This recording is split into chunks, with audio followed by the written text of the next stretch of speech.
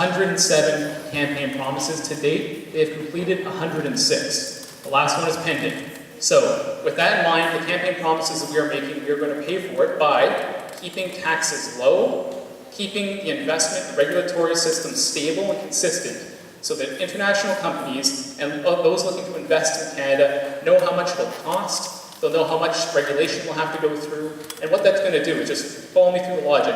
You lower the taxes down, more business is taking place. There's actually more taxes getting put into things like social programs, like healthcare.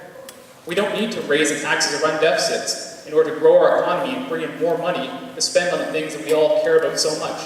The Prime Minister has proven that it can be done. We can continue to make record infrastructure investments while keeping taxes low and while keeping a balanced budget.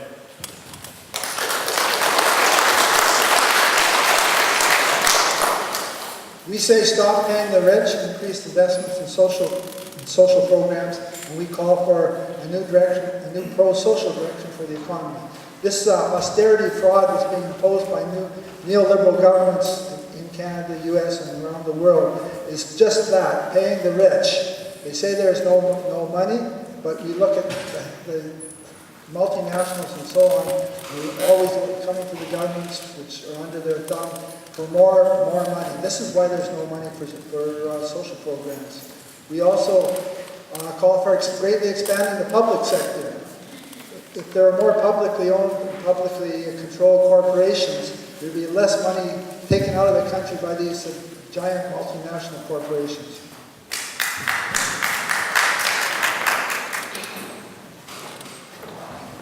So I think this is the area where the Liberals differ the most, because we are advocating deficit spending. And the reason that we're advocating deficit spending is that all the cities in Canada, all the mayors in Canada will agree that we're at a crisis point with respect to our infrastructure.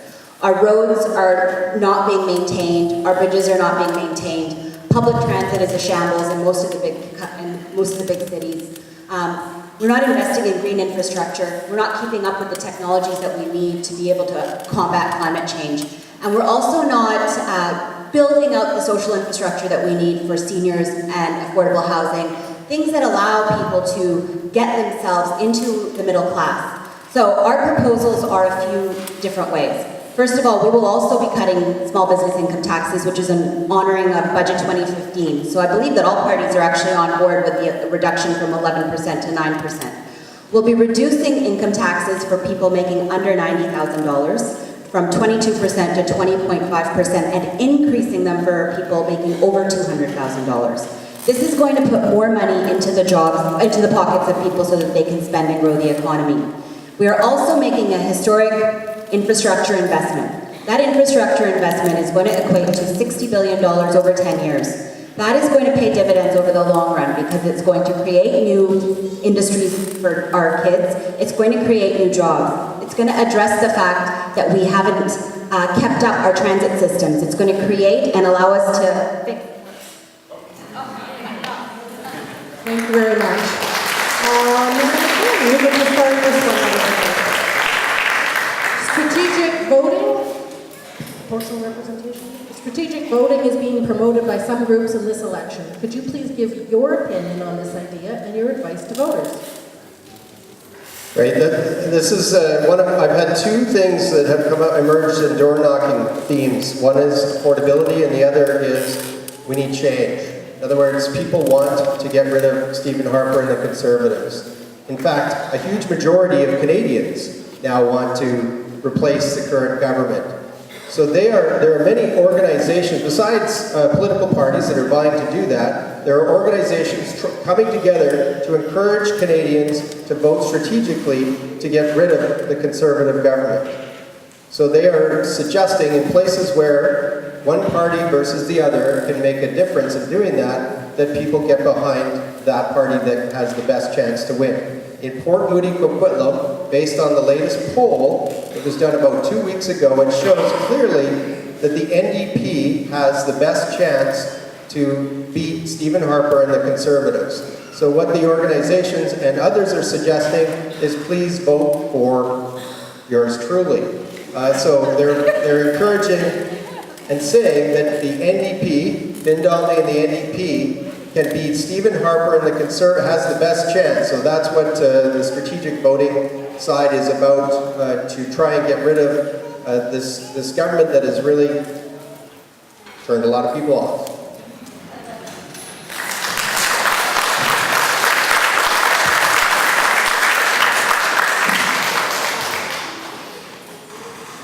I don't believe in strategic voting. I believe people should be voting for something, voting for ideas, for platforms, not voting against and blindly throwing the votes to a party they perhaps haven't researched. We can call a spade a spade. This strategic voting in this riding is aimed against Mrs. Adcock. They're beating up on her. They're sending out door knockers saying, pull away, go support the NDP.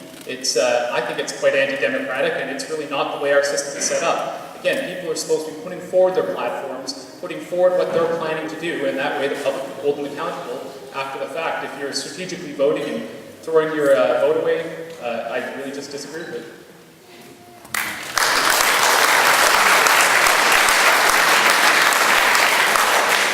We say voting strategically in this election is defeating the Conservatives and keeping the Liberals out of power. These two parties have formed the government, every government since Confederation, and they have proved that these are parties of the financial oligarchy. They implement their legislation and so on is in the interest of the rich. There's no real difference between these two parties. As far as the Liberals saying that they're the party of change and they're calling themselves the New Liberals, this is the party of Mackenzie King, that racist bigot who kept boatloads of Jewish refugees from landing, coming from Nazi Germany landing. This is the party of Pierre Elliott Trudeau, who imposed wage controls on the workers of this country. This is the party of Paul Martin, the big shipping magnate, who fired several hundred or thousand public sector workers when he became Prime Minister.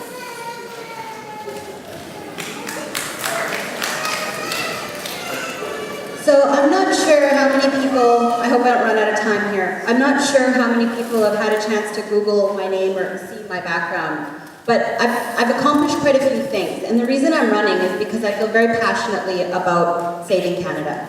It's also my right to run. It's my right to believe in a platform, and it's my right to be able to exercise that democratic right. I think it serves the other parties a little bit if I'm seen as seem to be dismissed or discounted.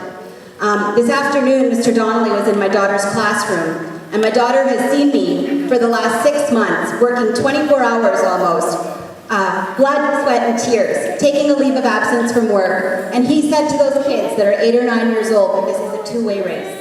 He told those kids that we should be teaching that this is a democracy and you should aim for everything. My daughter came home quite upset today because she's seen how much I've done and how much I've fought over the last few months to first win the nomination, and then now every time I go out, I'm door knocking all day long to make the point that this country is worth saving. This democracy is worth saving, our values are worth saving, and if there's no room for politicking in a grade 3 or 4 classroom.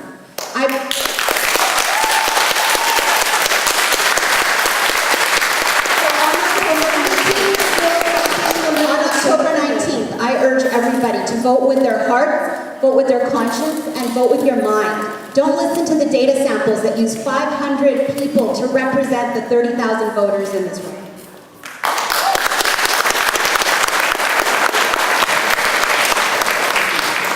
So thank you very much. Strategic voting, yeah. It's an issue I'm very passionate about. So I do agree with Tim. Everyone should be allowed to vote for what he or she believes in, and there is a place for the green voice. There's a little known fact. The Green Party was very much the first to actually bring up the issue of proportional representation, and Elizabeth May, who has been voted or have been voted the hardest working MP in Ottawa in 2013, reached out repeatedly to various parties in our parliament and asked for their support to come up and get the word out about proportional representation, change our electoral system. Now what happened was it was met with silence. And unfortunately we have one member here sitting here with us who actually was silent on that call for support. So I would say, do not vote strategically. Vote what your heart and your mind really tells you to vote for and stand up for. Thank you.